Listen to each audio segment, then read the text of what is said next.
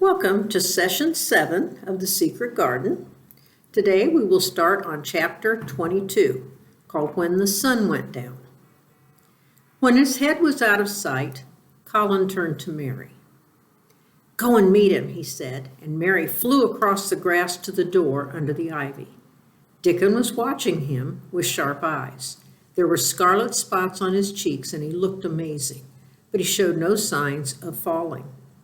"I can stand," he said, and his head was still held up, and he said it quite grandly. "I told thee you could do as soon as thou stopped being afraid," answered Dickon, "and thou stopped." "Yes, I stopped," said Colin. Then suddenly he remembered something Mary had said. "Are you making magic?" he asked sharply. Dickon's curly mouth spread in a cheerful grin.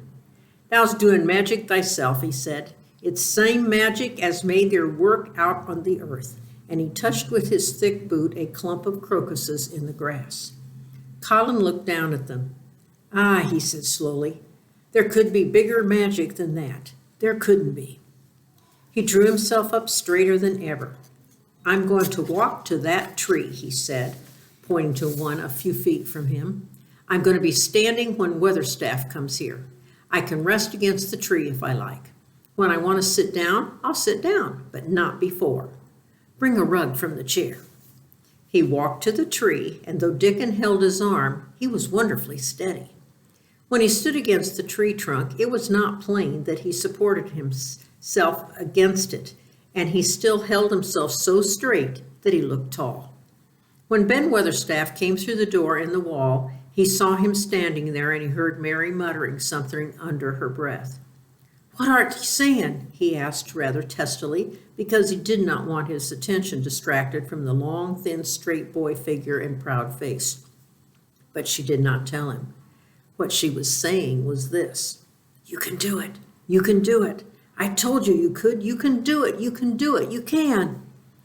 She was saying it to Colin because she wanted to make magic and keep him on his feet looking like that. She could not bear that he should give in before Ben Weatherstaff. He did not give in. She was uplifted by a sudden feeling that he looked quite beautiful in spite of his thinness.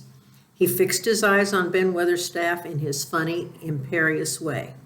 "Look at me," he commanded. "Look at me all over. Am I a hunchback? Have I got crooked legs?" Ben Weatherstaff had not quite got over his emotion, but he had recovered a little and answered almost in his usual way. "Not that," he said. "Not the sort. What's thou been doing with thyself, hiding out of sight and letting folks think that you're a cripple and half-witted?" "Half-witted?" said Colin angrily. "Who thought that?" "Lots of fools," said Ben. "The world's full of jackasses braying, and they never ever bray now but lies. What did thou shut thyself up for?" "Everyone thought I was going to die," said Colin shortly, "and I'm not." And he said it with such decision Ben Weatherstaff looked him over, up and down and up. "Thou die," he said with dry exultation, "not thou sort. Thou's got too much pluck in thee. When I see that thee put thy legs on the ground in such a hurry, I know that was all right.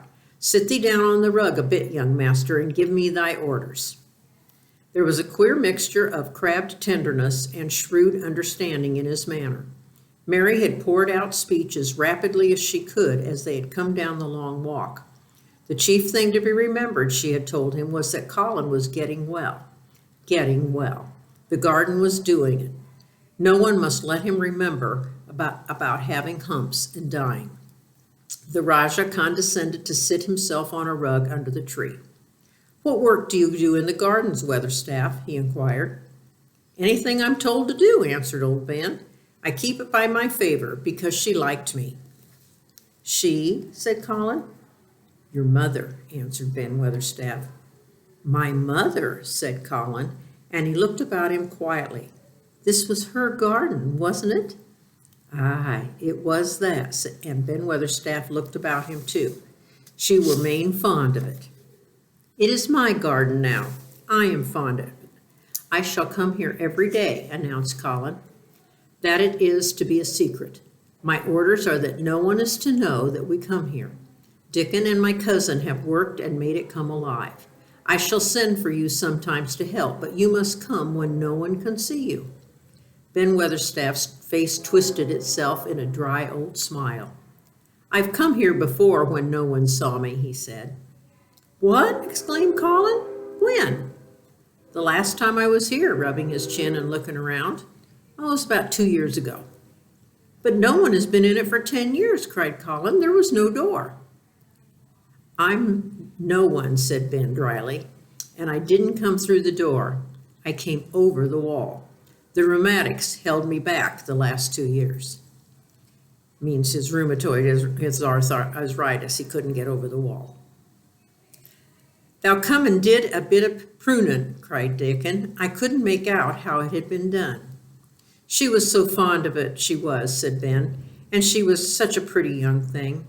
She says to me once, 'Ben,' she said, laughing, 'if ever I'm ill or if I go away, you must take care of my roses.' When she did go away, the orders was no one was ever to come nigh. But I come, with grumpy obstinacy. Over the wall I come until the rheumatics stopped me, and I did a bit of work once a year. She gave her order first. It wouldn't have been wick as it is, thou hadn't done it," said Dickon. "It did wonder." "I'm glad you did it, Weatherstaff," said Colin. "You'll know how to keep the secret." "Aye, I know, sir," answered Ben. "And it'll be easier for a man with rheumatics to come in the door." On the grass near the tree, Mary dropped a trowel. Colin stretched out his hand and took it up. An odd expression came into his face, and he began to scratch at the earth. His thin hand was weak enough, but presently, as they watched him, Mary was quite breathless in interest. He drove the end of the trowel into the soil and turned over some. "You can do it, you can do it," said Mary to herself. "I tell you, you can." Dickon's round eyes were full of eager curiousness, but he said not a word. Ben Weatherstaff looked on with interested face. Colin persevered.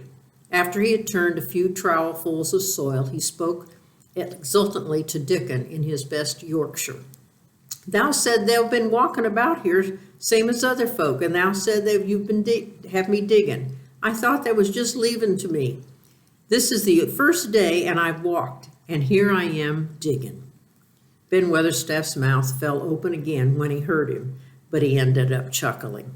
"Ah," he said, "that sounds as if you got wits enough. They are Yorkshire lad for sure, and thou art digging too. How'd you like to plant a bit of something? I can get thee a rose in a pot." "Oh, go get it," said Colin, digging excitedly. "Quick, quick." It was done quickly enough indeed. Ben Weatherstaff went his way, forgetting rheumatics. Dickon took his spade and dug a hole deeper and wider than a new digger with the thin white hands could make. Mary slipped out to run and bring back a watering can. When Dickon had deepened the hole, Colin went turning the soft earth over and over. He looked up at the sky, flushed and glowing with the strange new exercise, slight as it was.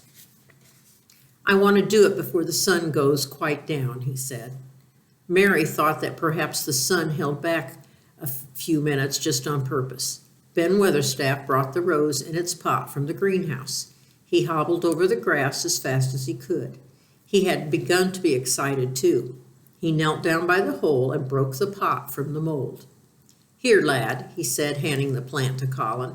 "Set it in the earth thyself, as the king does when he goes to a new place." The thin white hand shook a little, and Colin's flush grew deeper as he set the rose in the mold and held it with old Ben made firm the earth. It was filled in and pressed down and made steady. Mary was leaning forward on her hands and knees. Soot had flown down and marched forward to see what was being done. Nut and shell chattered about in from a cherry tree. "It's planted," said Colin at last, "and the sun is only slipping over the edge. Help me, Dickon. I want to be standing when it goes. That's part of the magic." And Dickon helped him, and the magic, or whatever it was, so gave him strength that when the sun did slip over the edge and end the strange, lovely afternoon for them, they were actually stood on his 2 feet, laughing. Chapter 23, Magic. Dr. Craven had been waiting some time at the house when they returned to it. He had indeed begun to wonder if it might not be wise to send someone out to explore the garden paths. When Colin was brought back to his room, the poor man looked him over seriously. "You should not have stayed out so long," he said. "You must not overexert yourself." "I'm not tired at all," said Colin. "It has made me well. Tomorrow I'm going out in the morning as well as in the afternoon." "I'm not sure I can allow it," answered Dr. Craven. "I am afraid it would not be wise." "It would not be wise to try to stop me," said Colin quite seriously. "I am going." Even Mary found out that one of Colin's chief peculiarities was that he did not know in the least what a rude little brute he was with his way of ordering people about. He lived on a sort of a desert island all his life, and as he had been the king of it and made his own manners, he had no one to compare himself with. Mary had indeed been rather like him herself, and since she had been at Misselthwaite, had gradually discovered that her own manners had not been of the kind which is usual or popular. Having made this discovery, she naturally thought of it enough interest to communicate to Colin. So she sat and looked at him curiously for a few minutes after Dr. Craven had gone. She wanted to make him ask her why she was doing it, and of course she did. "What are you looking at me for?" he said. "I'm thinking that I'm rather sorry for Dr. Craven." "So am I," said Colin calmly, but not without an air of some satisfaction. "He won't get Misselthwaite at all now, and I'm not going to die." "Oh, I'm sorry for him because of that, of course," said Mary, "but I was thinking just then that it must have been very horrid to have had to be polite for 10 years to a boy who was always rude. I would never have done it." "Am I rude?" Colin inquired undisturbedly. "If you had been his own boy, and if he had been a slapping sort of man," said Mary, "he would have slapped you." "But he dare not," said Colin. "No, he dare not," answered Mistress Mary, thinking the thing out quite without prejudice. "Nobody ever dared to do anything you didn't like, because you were going to die and things like that. You were such a poor thing." "But," announced Colin stubbornly, "I'm not going to be a poor thing, and I won't let people think that I am one. I stood on my feet this afternoon." "It is always having your own way that has made you so queer," Mary went on, thinking aloud. Colin turned his head, frowning. "Am I queer?" he demanded. "Now, in this case, it means, am I a little crazy? Am I a little different?" "Yes," answered Mary, "very. But you needn't be cross," she added impatiently, "because so am I queer, meaning different. And so is Ben Weatherstaff. But I am not as strange as I was before I began to like people and before I found the garden." "I don't want to be strange," said Colin. "I'm not going to be," and he frowned again with determination. He was a very proud boy. He lay thinking for a while, and then Mary saw his beautiful smile begin and gradually change his whole face. "I shall stop being different," he said, "if I go every day to the garden. There is magic there. Good magic, you know, Mary. I'm sure there is." "So am I," said Mary. "Even if it isn't real magic," Colin said, "we can pretend it is. Something is there, something." "It's magic," said Mary, "but it's not black. It's as white as snow." They always called it magic, and indeed it seemed like it in the months that followed, the wonderful months, the radiant months, the amazing ones. Oh, the things which happened in that garden. If you've never had a garden, you cannot understand it, and if you have had a garden, you will know that it would take a whole book to describe all that came to pass there. At first it seemed that green things would never cease pushing their way through the earth, in the grass, in the beds, even in the crevices of the walls. Then the green things began to show buds, and the buds began to unfurl and show color. Every shade of blue, every shade of purple, every tint and hue of crimson. In its happy days, flowers had been tucked away into every inch and hole and corner. Ben Weatherstaff had seen it done and had himself scraped out mortar from between the bricks of the wall and made pockets of earth for lovely clinging things to grow on. Iris and white lilies rose out of the grass in sheaves, and the green alcoves filled themselves with amazing armies of blue and white flower lances of tall delphiniums or columbines or campanulas. She was fond of them, she was, Ben Weatherstaff said. She liked them things, as with always pointing up the blue sky, and she used to tell. Not as she was one of them as looked down on the earth, not her. She just loved it, but she said the blue skies always looked so joyful. The seeds that Dickon and Mary had planted grew as if fairies had tended them. Satiny poppies of all tints danced in the breeze by the score, gaily defying flowers which had lived in the garden for years, and which, it might be confessed, seemed rather to wonder how such new people had got there. And the roses, oh, the roses! Rising out of the grass, tangled around the sundial, wreathing the tree trunks, hanging from the branches, climbing up the walls, and spreading over them with long garland filled in cascades, they came alive day by day and hour by hour. Fair fresh leaves and buds, tiny at first but swelling and working, magic until they burst and uncurled into cups of scent, delicately spilling themselves over the brims and filling the garden air. Colin saw it all, watching each change as it took place. Every morning he was brought out, and every hour of each day, when it didn't rain, he spent in the garden. Even gray days pleased him. He would lie on the grass watching things growing, he said. If you watched long enough, he declared, he could see the buds unsheath themselves, and you could make the acquaintance of strange, busy insect things running about on various unknown but evidently serious errands, sometimes carrying tiny scraps of straw or feather or food, or climbing blades of grass as if they were trees from whose tops one could look out to explore the country.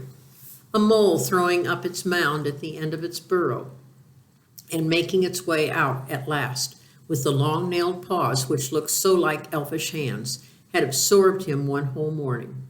Ants' ways, beetles' ways, bees' ways, frogs' ways, birds' ways, plants' ways, they gave him a new world to explore. And when Dickon revealed them all and added foxes' ways, otters' ways, ferrets' ways, squirrels' ways, trouts and water rats and badgers' ways, there was no end to the things to talk about and think over. And this was not the half of the magic. The fact that he had really once stood on his feet and set Colin thinking tremendously. And when Mary told him of the spell she had worked, he was excited and proved of it gently. He talked of it constantly. Of course, there must be lots of magic in the world, he said wisely one day, but people don't know what it's like or how to make it. Perhaps the beginning is just to say nice things are going to happen until you make them happen. I am going to try an experiment. The next morning, when they went to the secret garden, he sent at once for Ben Weatherstaff. Ben came quickly as he could and found the Rajah standing on his feet under a tree and looking very grand, but also very beautifully smiling. "Good morning, Ben Weatherstaff," he said. "I want you and Dickon and Miss Mary to stand in a row and listen to me, because I'm going to tell you something very important." "Aye, aye, sir," answered Ben Weatherstaff, touching his forehead. One of the long-concealed charms of Ben Weatherstaff was that in his boyhood he had once run away to sea and had made voyages, so he could reply like a sailor. "I'm going to try a scientific experiment," explained the Rajah. "When I grow up, I'm going to make great scientific discoveries, and I'm going to begin now with this experiment." "Aye, aye, sir," said Ben Weatherstaff promptly, though this was the first time he had heard of great scientific discoveries. It was the first time Mary had heard of them either, but even at this stage she had begun to realize that, strange as he was, Colin had read about a great many singular things and was somehow a very convincing sort of boy. When he held up his head and fixed his strange eyes on you, it seemed as if you believed him almost in spite of yourself, though he was only 10 years old, going on 11. At this moment, he was especially convincing because he suddenly felt the fascination of actually making a sort of speech like a grown-up person. "The great scientific discoveries I'm going to make," he went on, "will be about magic.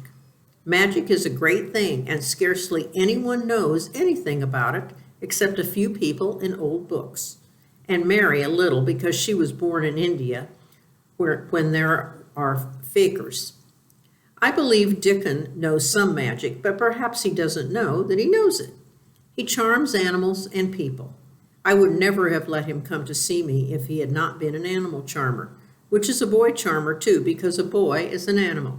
I am sure there's magic in everything, only we have not sense enough to get hold of it and make it do things for us, like electricity and horses and steam. This sounded so imposing that Ben Weatherstaff began quite excited and really could not keep still.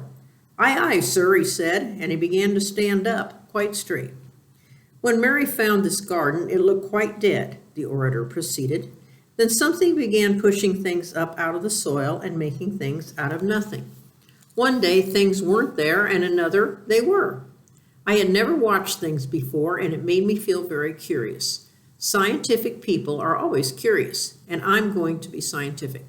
I keep saying to myself, what is it? What is it? It's something. It can't be nothing.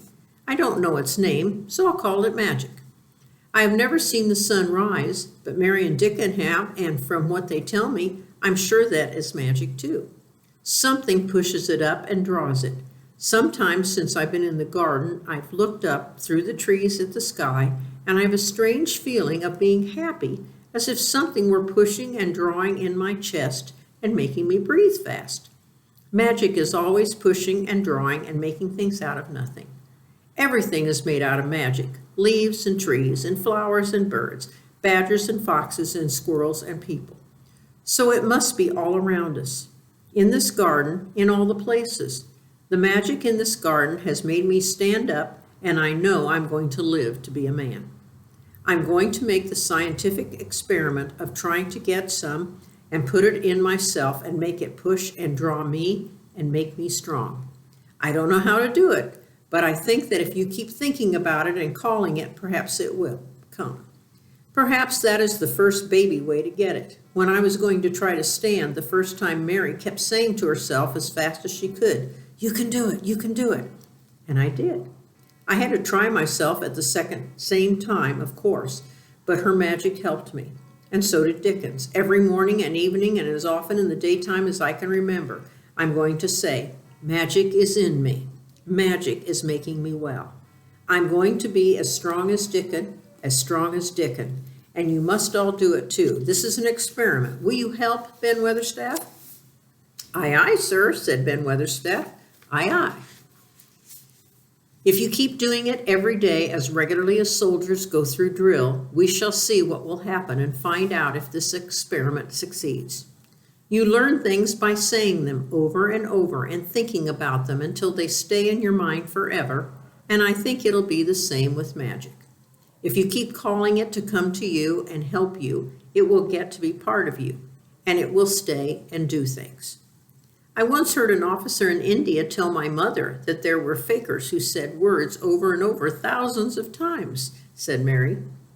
I've heard Jim Fettleworth's wife say the same thing over thousands of times, calling Jim a drunken brute, said Ben Weatherstaff dryly.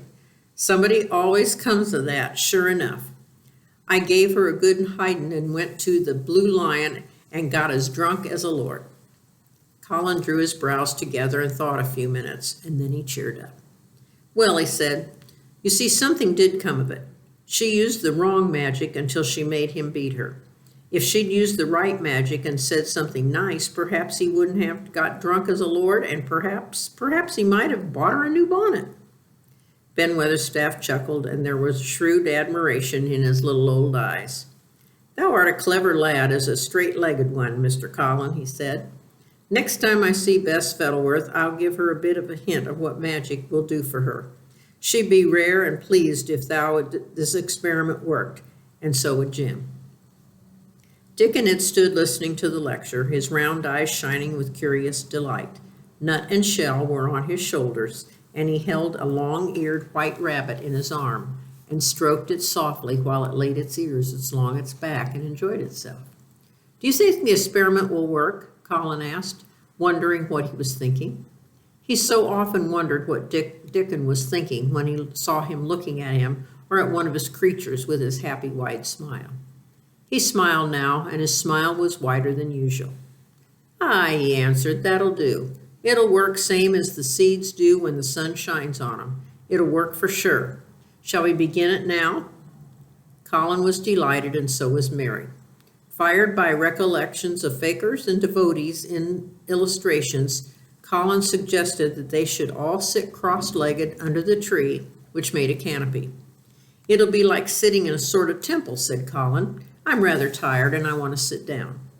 "Ah," said Dickon, "thou mustn't begin by saying thou art tired. That'll spoil the magic." Colin turned and looked at him into his innocent round eyes. "That's true," he said slowly. "I must only think of magic." It all seemed most majestic and mysterious when they sat in the circle.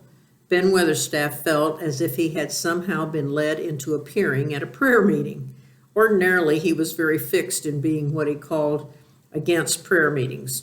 But this being the Rajah's affair, he did not resent it, and he was indeed inclined to be gratified at being called upon to assist. Mistress Mary felt solemnly enraptured.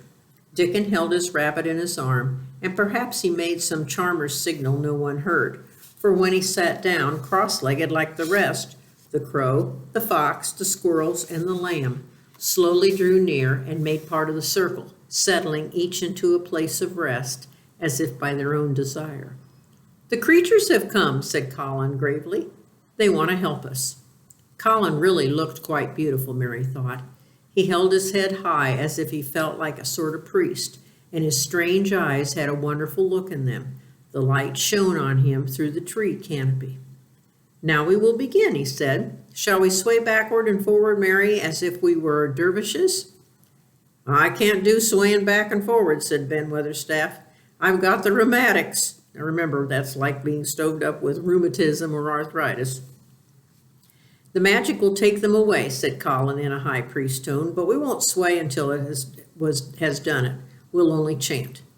"I can't do no chanting," said Ben Weatherstaff a trifle testily. "They turned me out of the church choir the only time I ever tried it." No one smiled.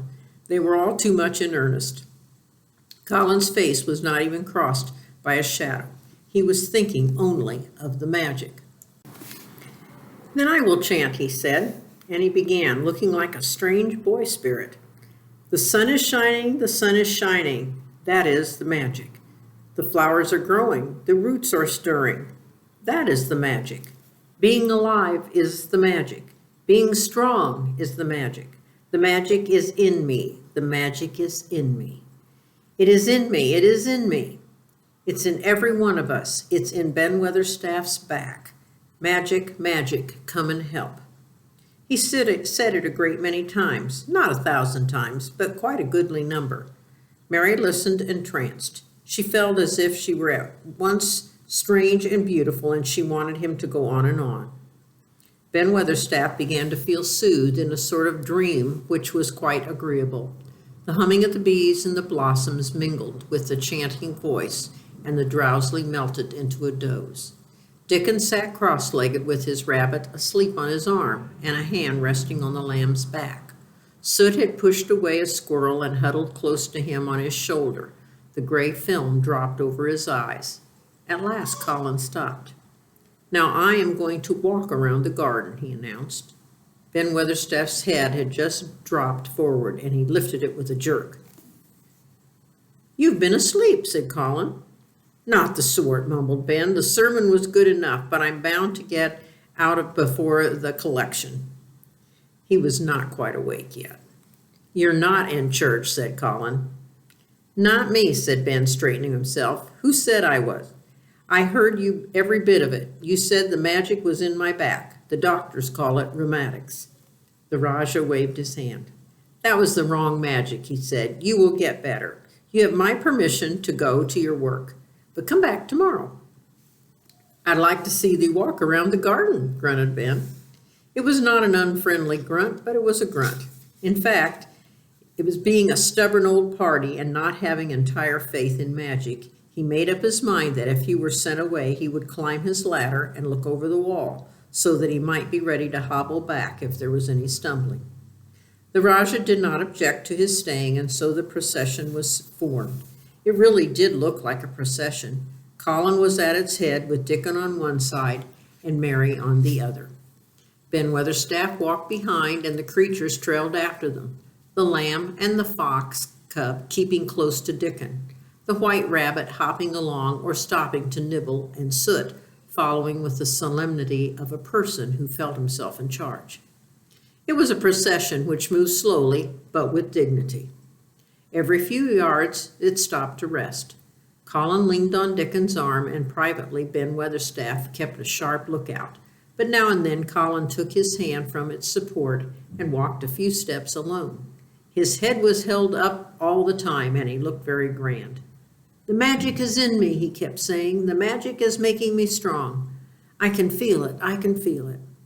It seemed very certain that there was something upholding and uplifting him. He sat on the seats in the alcoves, and once or twice he sat down on the grass, and several times he paused in the path and leaned on Dickon, but he would not give up until he had gone all around the garden. When he returned to the canopy tree, his cheeks were flushed, and he looked triumphant. "I did it! The magic work!" he cried. "This is my first scientific discovery." "What will Dr. Craven say?" broke out Mary. "He won't say anything," Colin answered, "because he'll not be told. Now this is the biggest secret of all. No one is to know anything about it until I have grown so strong that I can walk and run like any other boy. I shall come here every day in my chair, and I shall be taken back in it. I won't have people whispering and asking questions, and I won't let my father hear about it until the experiment has quite succeeded. Then sometime when he comes back to Misselthwaite, I shall just walk into his study and say, 'Here I am. I am like any other boy. I am quite well, and I shall live to be a man. It has been done by a scientific experiment.'" "He will think it's a dream," cried Mary. "He won't believe his eyes." Colin flushed triumphantly. He made himself believe that he was going to get well, which is really more than half the battle, if he had been aware of it. And the thought which stimulated him more than any other was his imagining what his father would look like when he saw that he had a son who was straight and strong as other fathers' sons. One of his darkest miseries in his unhealthy, morbid past days had been his hatred of being a sickly, weak-backed boy whose father was afraid to look at him. "He'd be obliged to believe them," he said, "and one of the things I'm going to do after the magic works and before I begin to make scientific discoveries is to be an athlete." "We shall have thee taken to boxing in a week or so," said Ben Weatherstaff. "That'll be winning the belt and being champion prize fighter of all of England." Colin fixed his eyes on him sternly. "Weatherstaff," he said, "that is disrespectful. You must not take liberties because you are in the secret. However, much the magic works, I shall not be a prize fighter. I shall be a scientific discoverer." "Oh, my pardon, sir," answered Ben, touching his forehead in salute. "I ought to have said it wasn't a joking matter." But his eyes twinkled, and secretly he was immensely pleased. He really did not mind being snubbed, since the snubbing meant that the lad was gaining strength and spirit. Chapter 24, Let Them Laugh. The secret garden was not the only one Dickon worked in. Round the cottage on the moor there was a piece of ground enclosed by a low wall of rough stones. Early in the morning and late in the fading twilight, and on all the days that Colin and Mary did not see him, Dickon worked there planting and tending potatoes and cabbages and turnips and carrots and herbs for his mother. In the company of his creatures, he did wonders there and was never tired of doing them, it seemed. While he dug or weeded, he whistled or sang bits of Yorkshire moor songs, or talked to Soot or Captain or the brothers and sisters he had taught to help him. "We'd never get on as comfortable as we do," Mrs. Sowerby said, "if it wasn't for Dickon's garden. Anything will grow for him. His taters and cabbages is twice the size of anyone else's, and they've got a flavor with them that nobody else has." When she found a moment to spare, she liked to go out and talk to him. After supper, there was still a long, clear twilight to work in, and there was her quiet time. She would sit upon this low, rough wall and look on and hear stories of the day. She loved this time. There were not only vegetables in this garden. Dickon had brought penny packages of flower seeds now and then and sown bright, sweet-scented things among gooseberry bushes and even cabbages, and he grew borders of mignonette and pinks and pansies, and things whose seeds he could save year after year, or whose roots would bloom each spring and spread in time into fine clumps. The low wall was one of the prettiest things in Yorkshire, because he had tucked moorland foxglove into every crevice until only here and there where glimpses of the stones were to be seen. "All a chap's got to do is make 'em thrive, Mother," he would say, "is to be friends with them for sure. They're just like the creatures. If they're thirsty, give 'em a drink, and if they're hungry, give 'em a bit of food. They want to live same as we do. If they died, I should feel as if I'd been a bad lad and somehow treated 'em heartless." It was in these twilight hours that Mrs. Sowerby heard of all that had happened at Misselthwaite Manor. At first she was only told that Mr. Colin had taken a fancy to going to the grounds with Miss Mary, and that it was doing him good. But it was not long before it was agreed between the two children that Dickon's mother might come into the secret. Somehow it was not doubted that she was safe for sure. So one beautiful still evening, Dickon told the whole story, with all the thrilling details of the buried key and the robin and the gray haze which had seemed like deadness, and the secret that Mistress Mary had planned never to reveal. The coming of Dickon and how it had been told to him, the doubt of Mr. Colin, and the final drama of his introduction to the hidden domain, combined with the incident of Ben Weatherstaff's angry face peering over the wall, and Master Colin's sudden indignant strength, made Mrs. Sowerby's nice-looking face quite change color several times. "My word," she said, "it's a good thing that that little lass came to the manor. It's been the making of her and the saving of him, standing on his feet, and all of us thinking that he was a poor half-witted lad with not a straight bone in him." She asked a great many questions, and her blue eyes were full of deep thinking. "What do they make of it at the manor, him being so well and cheerful and never complaining?" she inquired. "They don't know what to make of it," answered Dickon. "Every day he comes around, his face looks different. It's filling out, and it doesn't look so sharp and waxy. Color is gone. But he has to do his bit of complaining," with a highly entertained grin. "What for mercy's name?" asked Mrs. Sowerby. Dickon chuckled. "He does it to keep him from guessing what's happened. If the doctor knew he'd found out he could stand on his feet, he'd likely write and tell Mr. Craven. Mr. Colin's saving that secret to tell him. He's going to practice his magic on his legs every day until his father comes back, and then he's going to march into his room and show him that he is as straight as other lads. But him and Miss Mary thinks it's best to plan to do a little bit of groaning and fretting to throw the folks off the scent." Mrs. Sowerby was laughing, a low, comfortable laugh, long before he finished his last sentence. "Ah," she says, "that pair's enjoying themselves, I'll warrant. I'll get a good bit of play action out of it, and there's nothing children likes as much as play acting. Let's hear what they do, Dickon lad."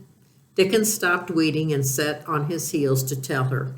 His eyes were twinkling with fun. "Master Colin is carried down to his chair every time he goes out," he explained, "and he flies out at John, the footman, for not carrying him careful enough. He makes himself as helpless looking as he can and never lifts his head until we're out of sight of the house. And then he grunts and fronts a good bit when he's being settled into his chair. Him and Miss Mary's both got to be enjoying it when he groans and complains, and she'll say, 'Oh, poor Colin. Does it hurt so much? Are you so weak, that poor Colin?' But the trouble is that sometimes they can hardly keep from bursting out laughing. When he gets safe into the garden, they laugh till they have no breath left to laugh with, and they have to stuff their faces into Master Colin's cushions to keep the gardeners from hearing him, if any of 'em is around." "Ah, the more they laugh, the better for 'em," said Mrs. Sowerby, still laughing herself. "Good, healthy child laughing's better than pills any day of the year. That pair'll plump up for sure." "They are plumping up," said Dickon. "They're that hungry they don't know how to get enough to eat without making talk.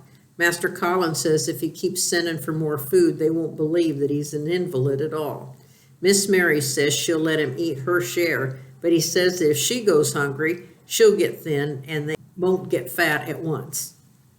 Mrs. Sowerby laughed so heartily at the revelation of this difficulty, She quite rocked back and forward in her blue coat, and Dickon laughed with her. "I'll tell thee what, lad," Mrs. Sowerby said when she could speak. "I thought of a way to help. When thou goes to them in the mornings, you'll take a pail of good new milk, and I'll bake 'em some crusty cottage loaf or some buns with currants in 'em, same as you children like. Nothing so good as fresh milk and bread. Then they could take the edge off of their hunger while they're in the garden, and the fine food they get indoors will polish off the corners." "Oh, mother," said Dickon admiringly, how wonderful thou art. Thou always sees a way out of things. They were quite in a bother yesterday. They didn't see how they was to manage without ordering up more food, and they felt empty inside. They're two young growing ones, fast and healthy's coming back to both of 'em. Children like that feels like young wolves, and food's flesh and blood to 'em," said Mrs. Sowerby. Then she smiled Dickon's own curving smile. "Ah, but they're enjoying themselves for sure," she said. She was quite right. The comfortable, wonderful mother creature, and she had never been more so than when she said that their play acting would be their joy. Colin and Mary found it one of their most thrilling sources of entertainment. The idea of protecting themselves from suspicion unconsciously suggested to them first by the puzzled nurse and then by Dr. Craven himself. "Your appetite's improving very much, Master Colin," the nurse said one day. "You used to eat nothing, and so many things disagreed with you." "Nothing disagrees with me now," replied Colin, and then seeing the nurse looking at him curiously, he suddenly remembered that perhaps he ought to appear not to appear too well just yet. "At least things don't often disagree with me. It's the fresh air." "Perhaps it is," said the nurse, still looking at him with a mystified expression, "but I must talk to Dr. Craven about it." "How she started at you," said Mary when she went away, as if she thought there might be something to find out. "I won't have her finding out things," said Colin. "No one must begin to find out yet." When Dr. Craven came that morning, he seemed puzzled. He asked a number of questions, to Colin's great annoyance. "You stay out in the garden a great deal," he suggested. "Where do you go?" Colin put on his favorite air of dignified indifference to opinion. "I will not let anyone know where I go," he answered. "I go to a place I like. Everyone has orders to keep out of the way, and I won't be watched and stared at. You know that." "Well, you seem to be out all day, but I do think it has done you harm. I do not think so. The nurse says that you eat much more than you have ever done before." "Perhaps," said Colin, prompted by a sudden inspiration, "perhaps it is an unnatural appetite." "I do not think so, as your food seems to agree with you," said Dr. Craven. "You're gaining flesh rapidly, and your color is better." Perhaps I am bloated and feverish," said Colin, assuming a discouraging air of gloom. "People who are not going to live are often different." Dr. Craven shook his head. He was holding Colin's wrist, and he pushed up his sleeve and felt his arm. "You're not feverish," he said thoughtfully, "and such flesh as you have gained is healthy. If you can keep this up, my boy, we need to not talk of dying.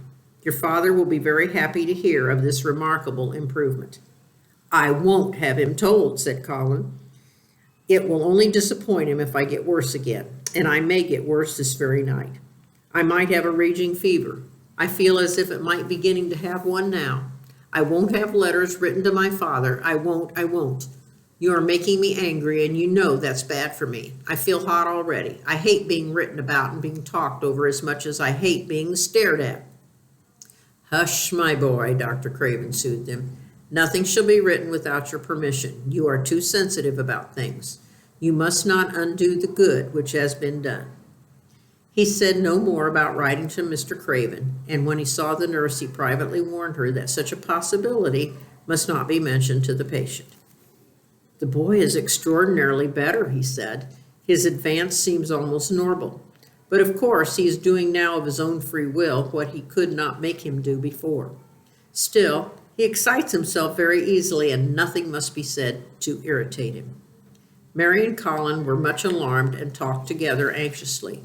From this time dated their plan of play acting.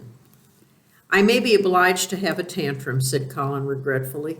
"I don't want to have one, and I'm not miserable enough now to work myself into one. Perhaps I couldn't have one at all.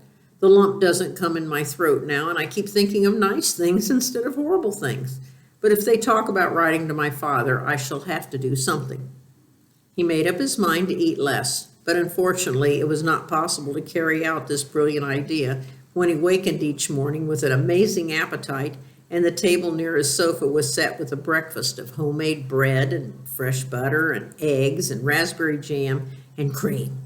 Mary always breakfasted with him, and when they found themselves at the table, particularly if they were delicate slices of sizzling ham, sending forth tempting odors from under a hot silver cover, they would look into each other's eyes in desperation. "I think we shall have to eat it all this morning, Mary," Colin always ended up saying. "We can send away some of lunch and a great deal for dinner." But they never found they could send away anything, and the highly polished condition of the empty plates returned to the pantry awakened much comment. "I do wish," Colin would say, "I do wish the slices of ham were thicker, and one muffin each is not enough for anyone."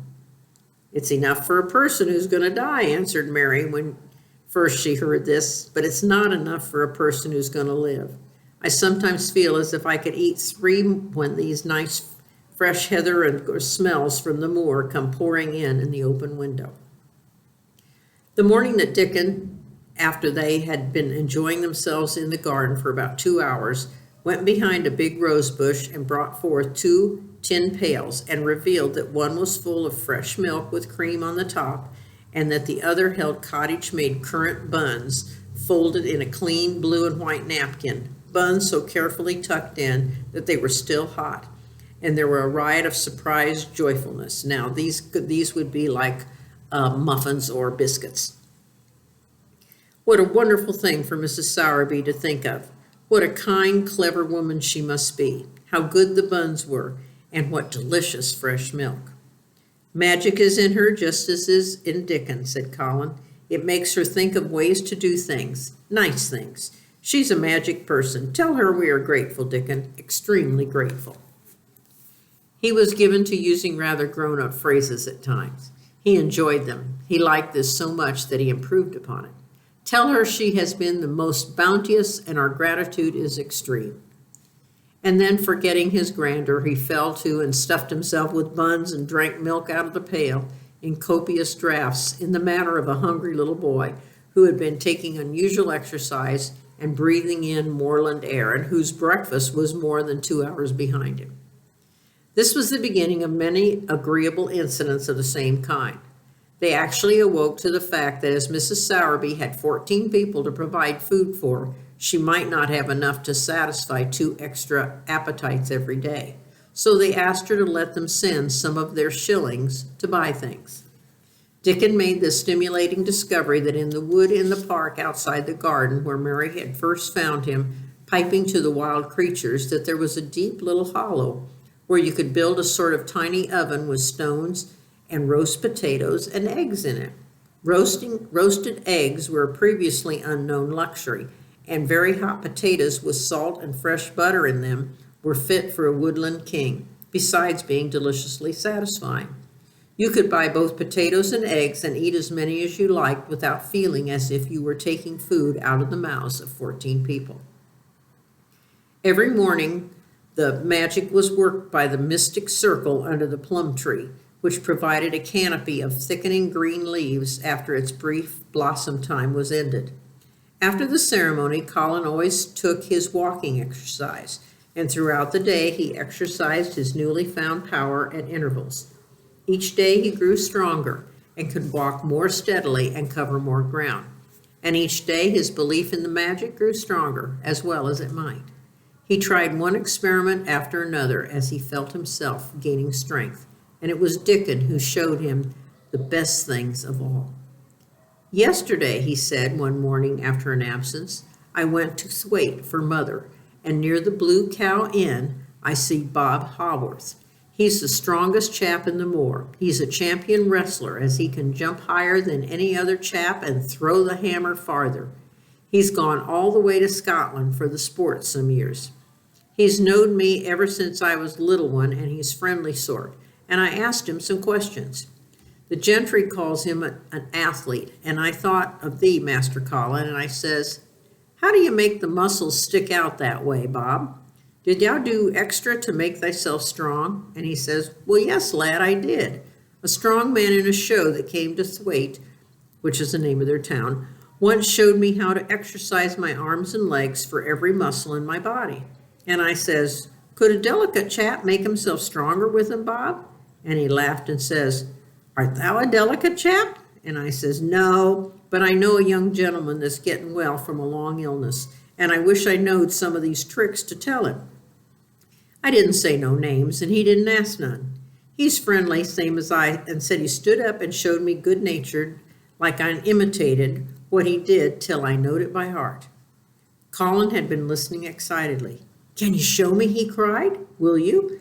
In other words, this other guy was probably like a weightlifter, and so he showed him things that he could do and exercises to get strong. To be sure, Dickon answered, getting up. But he says the mum will do him gentle at first and be careful not to tire herself. Rest in between times and take deep breaths and don't overdo it. I'll be careful, said Colin. Now show me, show me. Dickon, you are the most magic boy in the world. Dickon stood up on the grass and slowly went through a carefully practical but simple series of muscle exercises.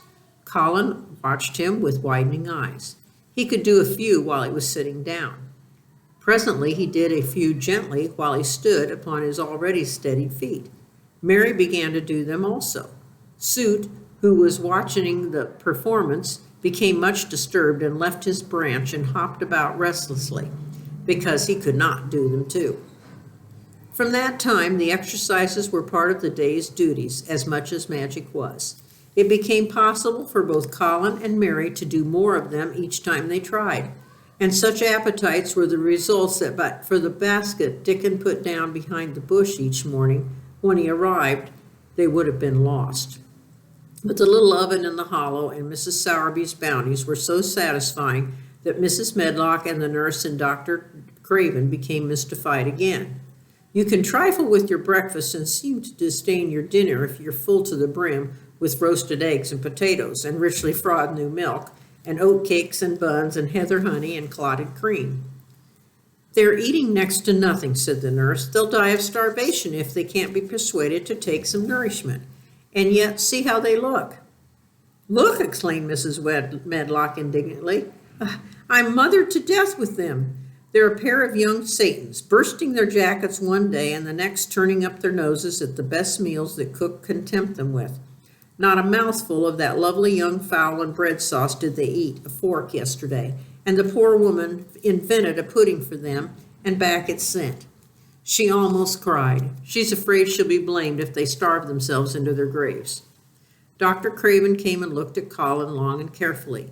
He wore an extremely worried expression when the nurse talked with him and showed him the almost untouched tray of breakfast that she had saved for him to look at. But it was even more worried when he sat down by Colin's sofa and examined him. He had been called to London on business and had not seen the boy for nearly 2 weeks. When the young things began to gain health, they gained it rapidly. The waxen tinge had left Colin's skin, and a warm rose showed through it. His beautiful eyes were clear, and the hollows under them and in his cheeks and temples had filled out. His once dark, heavy locks had begun to look as if they sprang healthily from his forehead and were soft and warm with life. His lips were fuller and of a normal color. In fact, as an imitation of a boy who was a confirmed invalid, he was a disgraceful sight. Dr. Craven held his chin in his hand and looked him over. I am sorry to hear that you do not eat anything, he said. That will not do. You will lose all you have gained, and you have gained amazingly. You ate so well a short time ago. I told you it was an unnatural appetite, answered Colin. Mary was sitting on her stool nearby, and she suddenly made a strange sound, which she tried so violently to express that she ended up almost choking. What's the matter? Said Dr. Craven, turning to look at her. Mary became quite severe in her manner. It is something between a sneeze and a cough, she replied with reproachful dignity, and it got into my throat. But, she said toward Colin, I couldn't stop myself. It just burst out because all at once I couldn't help remembering the last big potato you ate and the way your mouth stretched when you bit through the lovely crust with jam and clotted cream on it. Is there any way in which these children can get food secretly? Dr. Craven inquired of Mrs. Medlock. There's no way unless they dig it out of the earth or pick it off the trees, Mrs. Medlock answered. They stay out in the grounds all day and see no one but each other. And if they want anything different to eat from what's sent up to them, they need only to ask for it. Well, said Dr. Craven, so long as going without food agrees with them, we need not disturb ourselves. The boy is a new creature. So is the girl, said Mrs. Medlock. She's begun to be downright pretty since she's filled out and lost her ugly little sour look. Her hair's grown thick and healthy looking, and she's got bright color. The glummest, ill-natured little thing she used to be, and now her and Master Colin laugh together like a pair of crazy young ones. Perhaps they're growing fat on that. Perhaps they are, said Dr. Craven. Let them laugh. Chapter 25, The Curtain. And the secret garden bloomed, and every morning revealed new miracles. In the robin's nest there were eggs, and the robin's mate sat upon them, keeping them warm with her feathery little breast and careful wings. At first she was very nervous, and the robin himself was indignantly watchful. Even Dickon did not go near the close-grown corner in those days, but waited until the quiet working of some mysterious spell he seemed to have conveyed to the soul of the little pair that in the garden there was nothing which was not quite like themselves, nothing which did not understand the wonderfulness of what was happening to them, the immense, tender, terrible, heartbreaking beauty and solemnity of eggs. If there had been one person in that garden who had not known through all of this, or her innermost being, that if an egg were taken away or hurt, the whole world would whirl around and crash through space and come to an end.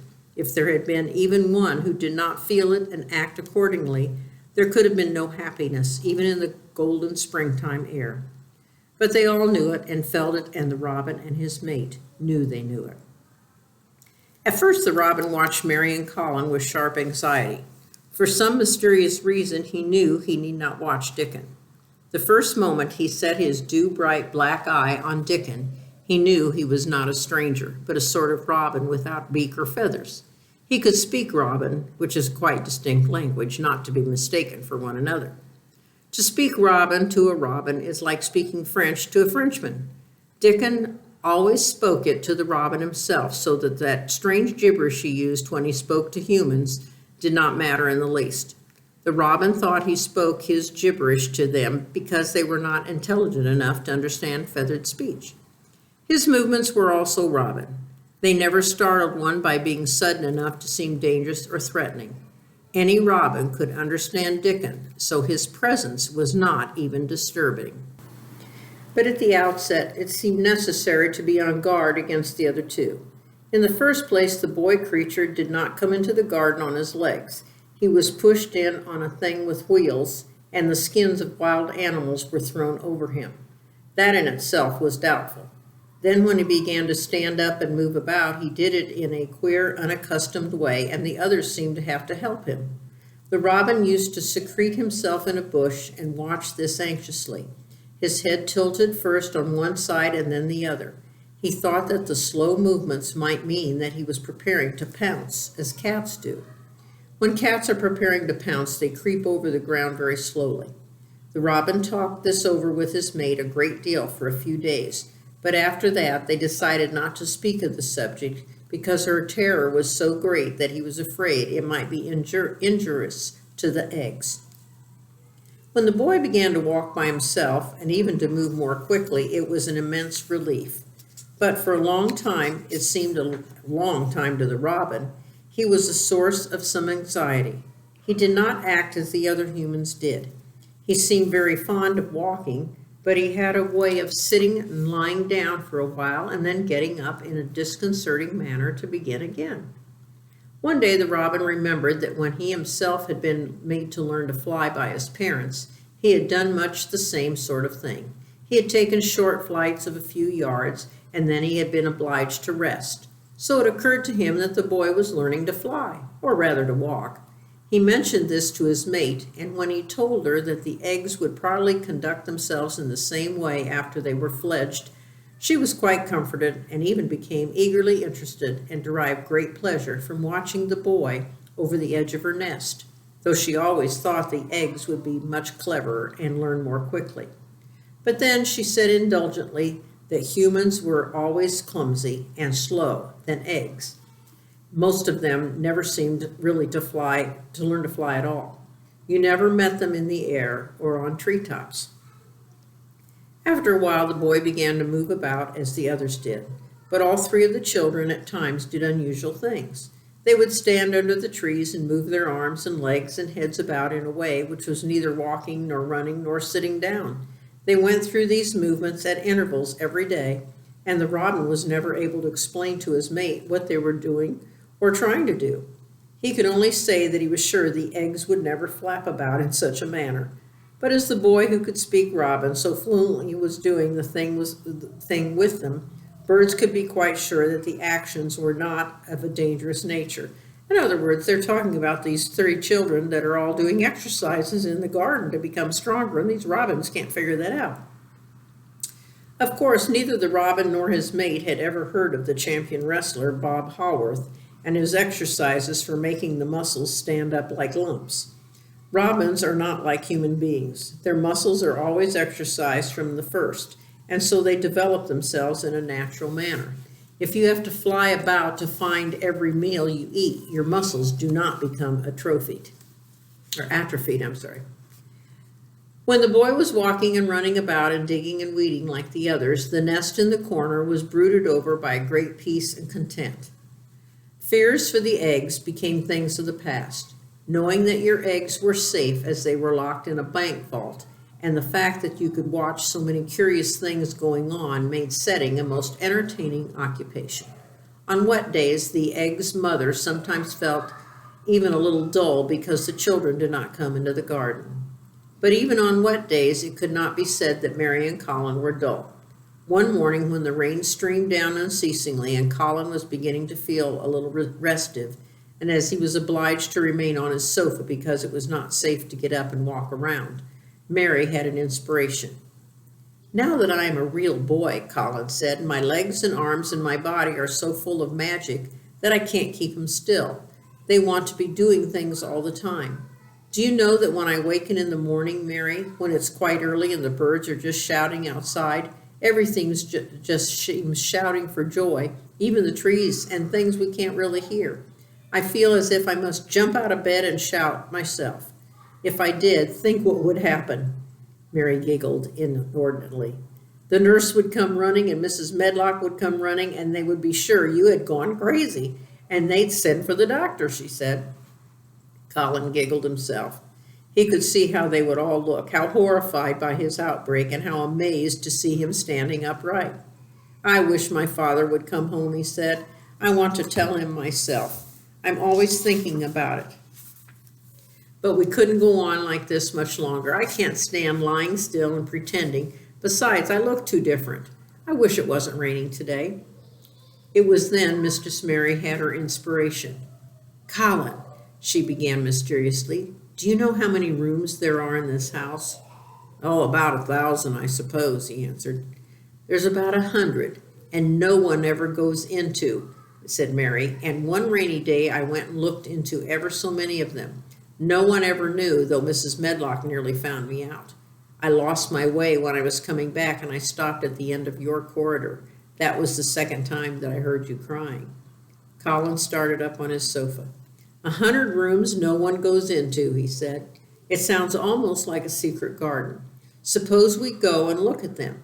You could wheel me in my chair and nobody would know where we went."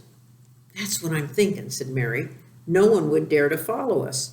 There are galleries where you could run.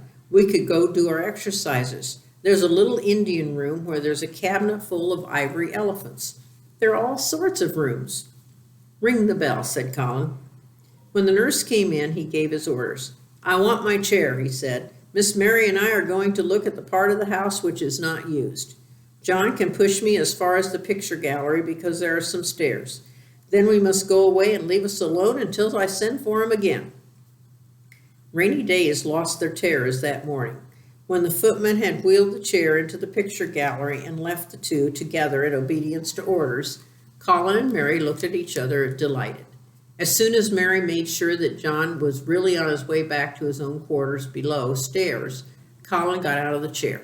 "I'm going to run from one end of the gallery to the other," he said, "and then I'm going to jump and we're going to do Bob Haworth's exercises." And they did all these things and many others. They looked at the portraits and found the plain little girl dressed in green brocade, holding the parrot on her finger. "All these," said Colin, "must be my relations. They lived a long time ago. That parrot one, I believe, is one of my great aunts. She looks rather like you, Mary, not as you look now, but as you looked when you came here. Now you're a great deal fatter and better looking." "So are you," said Mary, and they both laughed. They went to the Indian room and amused themselves with the ivory elephants. They found the rose-colored brocade boudoir and the hole in the cushion the mouse had left, but the mice had grown up and run away, and the hole was empty. They saw more rooms and made more discoveries that Mary had made on her first pilgrimage. They found new corridors and corners and flights of steps and new old pictures they liked and weird old things they did not know the use of. It was curiously entertaining morning, and the feeling of wandering about in the same house with other people, but at the same time feeling as if you were miles away from them, was a fascinating thing. "I'm glad we came," Colin said. "I never knew I lived in such a big, queer old place. I like it. We will ramble about every rainy day. We shall always be finding new, strange corners and things." That morning they found, among other things, such good appetites that when they returned to Colin's room, it was not possible to send the luncheon away untouched. When the nurse carried the tray downstairs, she slapped it on the kitchen dresser so that Mrs. Loomis, the cook, could see the highly polished dishes and plates. "Look at that," she said. "This is a house of mystery, and those two children are the greatest mysteries in it." "If they keep that up every day," said the strong young footman, "there'll be a small wonder that each weighs twice as much today as he did a month ago. I should have to give up my place in time for fear of doing my muscles an injury." That afternoon, Mary noticed that something new had happened in Colin's room. She had noticed it the day before, but said nothing because she thought the change might have been made by chance. She said nothing today, but she sat and looked fixedly at the picture over the mantel. She could look at it because the curtain had been drawn aside. That was the change she noticed. "I know what you want me to tell you," said Colin after she stared a few minutes. "I've always known when you want me to tell you something. You're wondering why that curtain is drawn back. I'm going to keep it like that."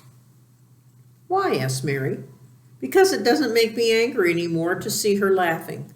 I awakened when it was bright moonlight 2 nights ago and felt as if the magic was filling this room, making everything so splendid that I couldn't lie still. I got up and looked out of the window. The room was quite light and there was a patch of moonlight on the curtain, and somehow that made me go and pull the cord." She looked right down at me as if she were laughing because she was glad I was standing there. Now remember, this is a picture of his mother. "It made me like to look at her. I want to see her laughing like that all the time. I think she must have been a sort of magic person, perhaps."